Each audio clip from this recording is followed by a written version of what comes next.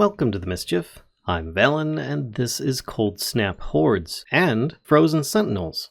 It's actually two different mods that deal directly with each other that I'm doing a bit by bit on. Cold Snap Horde adds in several snowman-like mobs that will pretty much attack you on sight. You can also use a special item to summon a horde event similar to Terraria. You can get lots of different rewards from it, and, well, lots of death as well.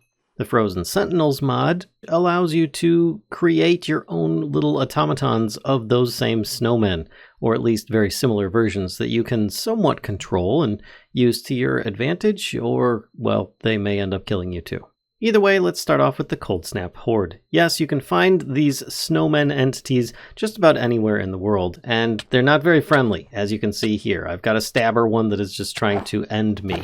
Well, thankfully, I was able to end him first. If you want to take it to the next level where you summon the Horde, you need to have a few things in mind. One is going to be you need to have a certain temperature. Right now I've got a thermometer. I'm on a beach area. There's not much here. It's a rather small island out in the middle of like the ocean or something. But if I click, it says temperature is neutral.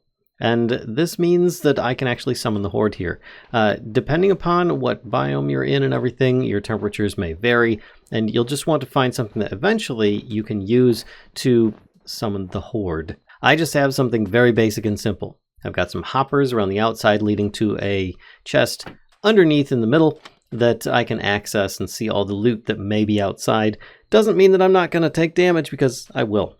I also have some escape ladders so that I can get back up top should I get teleported outside, because yes, you can get teleported around, which can be very, very dangerous, especially if you're in the Nether or the End and you're fighting a horde or just some of these minions out in the world. Now, why would you want to fight these things? That guy just dropped a few snow blocks. I really don't want snow blocks. That's a bunch of junk, but you can use those to make them, of course, with the other mod. Well, there are a few things that it adds in. One is something that can help you, doing at just 1 point of damage per is a snow-covered rock. That's just some cobblestone surrounded by a bunch of snowballs, and you get 8 of them. They're pretty good. They stack really high as well, so you don't need to worry about them stacking like a regular snowball. There's also freeze balls, but these are a little bit more difficult to come by. Frost shards drop from these mobs that you may find in the world or from events, and you get 4 of them. And then you get a chance of causing a slowness effect on a mob for several seconds. There's also top hats, which, if you didn't notice, my character is wearing one right here. Looks really cool. This is the green version, but any way you look at it, a regular top hat isn't exactly easy to come by. Just for this aesthetic, you'd need a frost core, which is made from a bunch of these frost shards, which uncommonly drop from most of these mobs.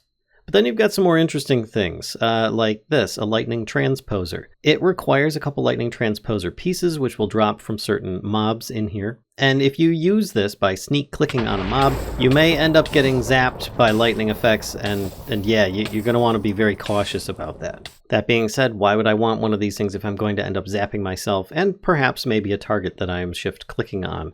Well, if you attach it to a snowball, then you can throw this thing, and instead not take damage yourself, or at least, hopefully. Other drops you may find are presents. These can be dropped by specific mobs, and they have all variety of goodies in them, as well as ice swords may come out of those, which are basically really good weapons that have a slowness effect on hit. Not to mention you might also get some candy canes from different mobs and things like that. There's also a new item called Slush that is rather annoying that some of the mobs may drop as they kind of zoom about. This is very easy to break. Just a simple punch or just any kind of hit will eliminate, destroy it, whatever, very quickly. So you could have a whole field of it and get rid of them really fast. But if you're in the midst of battle, it's not exactly easy to do so. Now, if you're in one of these things, yes, you walk very slow. On top of that, trying to jump doesn't really work. You're like sucked down into it. So it really can stop you from getting up on a ledge to get away from mobs that have laid this kind of substance down on the ground. Now, you may also get a few different candy cane blocks, which are just pretty much used for building. But the most important thing you're going to want is a snow globe. Now, a snow globe is actually a really easy item to make. And it is similar to Terraria. The item you use to more or less summon the Horde. So let me get up inside in my little safety spot here. I mean, it's just made out of sand, so it could crumble easily. But I do have ways of attacking mobs outside. And this is just my own precautions. How you want to tackle the Horde is up to you. I'm going to click this here. And I have just angered the Cold Snap Horde. And if I look outside, eventually I'm going to start seeing, there we go. We've got these mobs coming in to get me. I do need to be very cautious, though, because some of them are going to hit me regardless, as you can see here. Oh my gosh, we've got some that are similar to creepers, which are the ones with the presents that you just saw. We've got ones that throw the rock-filled snowballs, which are really annoying, shooting at you from a good distance away. But if they don't have direct line of sight, just like skeletons, they'll come towards you. This guy here who's jumping around with dagger, we already showed you this guy. He just charges quickly, jumps and lunges to try and stab you with his stabby knife. Now you'll also notice that there are some with like boxing gloves here. He doesn't do much damage, but he will knock you back very far. And then there's some with pistols. They'll shoot you and give you a blindness effect for several seconds, which can really make things extremely difficult for you.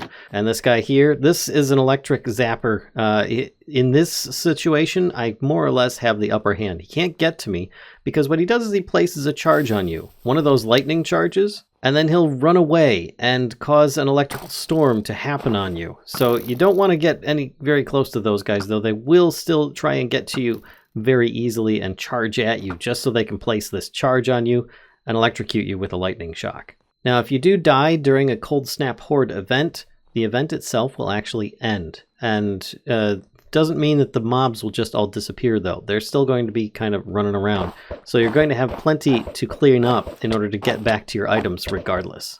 So combining all these things together, I've got a whole lot of snow blocks, a few more snow globes, a bunch of presents, some frost shards, gunpowder, some snow-covered blocks, slush, more of these lightning transposer pieces, a bow, and yeah, it's not too bad. Now, if you see what I currently have in my inventory, and I start opening some of these presents, which I know already that I need to do outside, because sometimes you get something spawning in that you don't expect. In this case, I got a parrot. Now, yeah, you can spawn in all sorts of different mobs that are automatically tamed, so you don't need to feed them, among other things. I mean, I did get some blue ice and some snow blocks, but there's plenty of other more rewarding items in there. Alright, so now let's talk about how you can make a bunch of these mobs work for you with the Froszen Sentinels mod, which is made by the same people and uses the same mobs. So if I were to create a regular, snowman, snow golem from Minecraft, and yes, it's a vanilla feature to just shear it and you can get the carved pumpkin back, making it a regular snowman. Yep, and it leaves a snow trail. Nothing really big there. It doesn't do much. It throws some snowballs. Well, if you were to take a lesser animation core to this thing, which is made with a bunch of snow and coal, then you can upgrade it a little bit. There we go, you now have one of these, a little lesser base Sentinel.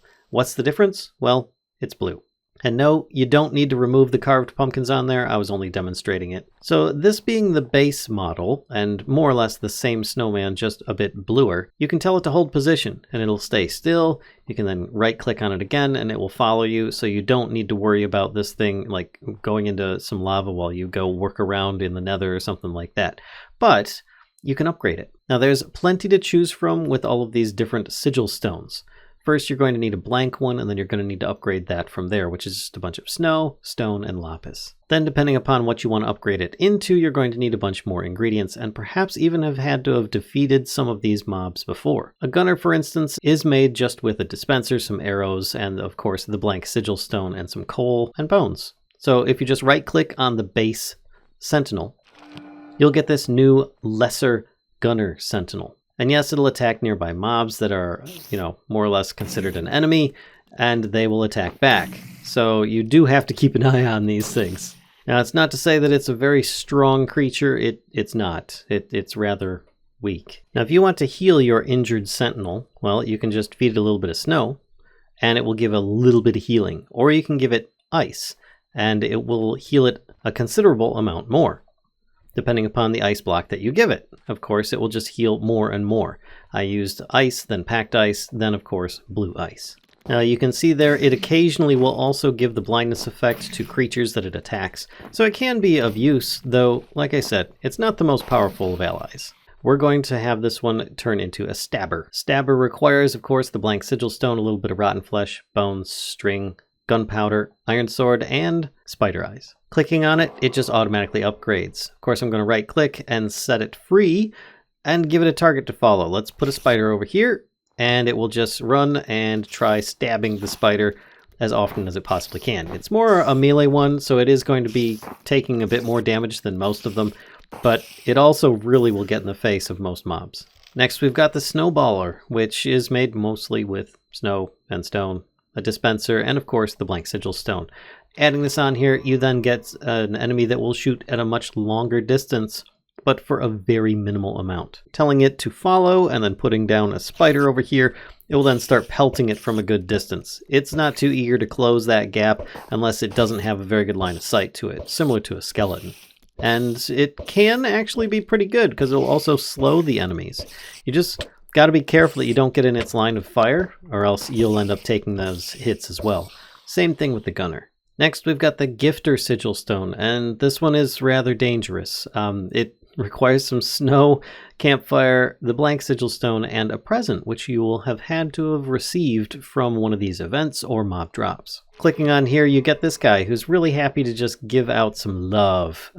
Yeah, in the way of he's going to blow up. But not himself like a creeper. He just blows up the present in an area and will also hit anything in that local area as well. He's just eager to give this prezi, and pow, everything gets hit, including yourself and perhaps other allies nearby. So he's a bit dangerous, but it's still interesting nonetheless. All right, we're getting close to the end here. We've got Zappers, which, as you remember, will also more or less summon the lightning. You need a blank sigil stone, a bunch of copper ingots, a lightning rod, which is made with more copper ingots, and you get one of these friendly guys who will try to attach an electrical transponder to a target and then attempt, not always succeed, in running away. So let's see how he does with this spider here. He'll try sticking on a charge, and then he'll run away and zap it with a lightning bolt. Sometimes it's effective, sometimes it's not. Either way, he also may do a little bit of melee damage on occasion while fighting it, just in case his lightning attack is on cooldown. Last but not least, we've got the Brawler Sigil Stone, and this one just requires a bit of redstone, snowballs, blank sigil stone, and so on. Putting this on here, you get this guy. He's pretty darn cool, actually. Doesn't do much damage at all, probably about the same as the Snowballer, but he does it at melee range, and he knocks the enemy back quite far. So he's got like a really big knockback effect. This can be good, but at other times it can be annoying because then he'll knock them so far back, he'll come back to you and want to keep trying to attack the enemy.